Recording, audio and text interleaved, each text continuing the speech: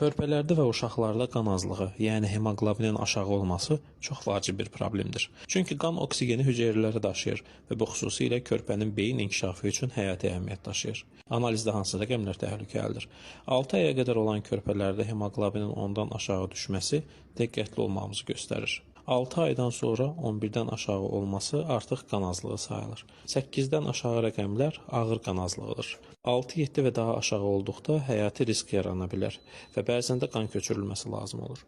Qan azlığının səbəbləri yalnız dəmir çatışmazlığı deyil, bəzən qırmızı qan hüceyrələrinin tez parçalanması ilə gedən hemolitik anemiyalar, ağır qan xəstəlikləri, məsələn leykoz, uzun sürən başqa orqanların xronik xəstəlikləri və ya uzun sürən infeksiyalar da qan azlığına səbəb ola bilər.